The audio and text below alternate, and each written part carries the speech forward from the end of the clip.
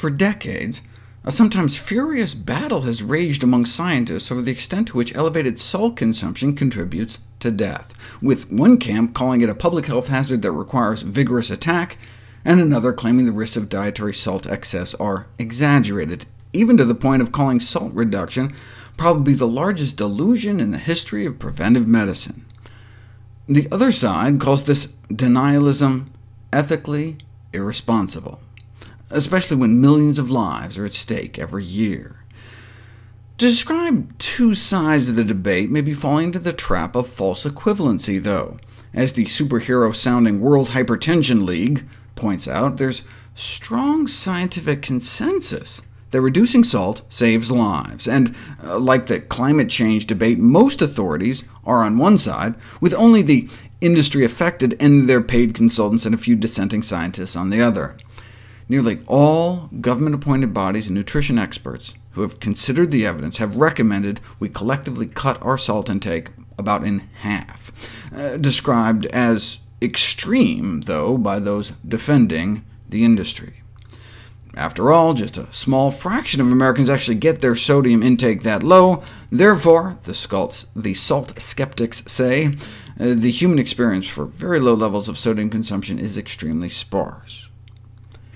Extremely sparse? The reality is the exact opposite. The human experience is living for millions upon millions of years without Cheetos or a salt shaker in sight.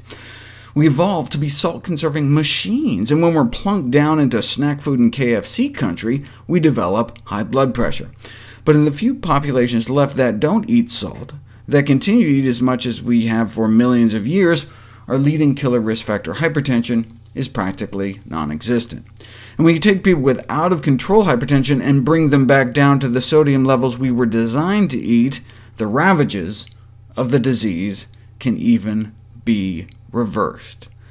So why is there still a debate? If salt hidden in foods kills millions of people around the world, why are efforts to cut dietary salt being met with fierce resistance? Well, salt is big business for the processed food and meat industry, and so, according to the head of the World Health Organization's Collaborating Center on Nutrition, we get the familiar story. Just like the tobacco industry spent decades trying to manufacture doubt and confuse the public, the salt industry does the same. But the controversy is fake. The evidence for salt reduction is clear and consistent. Most of the quote-unquote contradictory research comes from scientists linked to the salt industry. However, it takes skill to spot the subterfuge, because the industry is smart enough to stay behind the scenes, covertly paying for studies designed to downplay the risks. All they have to do is manufacture just enough doubt to keep the controversy alive. The likes of the World Hypertension League have been described as a mere pop gun against the weapons-grade firepower of salt-encrusted industries, who look disdainfully at the do-gooder health associations who erect roadblocks on the path to profits. Lest we forget, notes this editorial in the Journal of the Canadian Medical Association, high blood pressure is big business for the drug industry too, whose blood pressure billions might be threatened should we cut back on salt.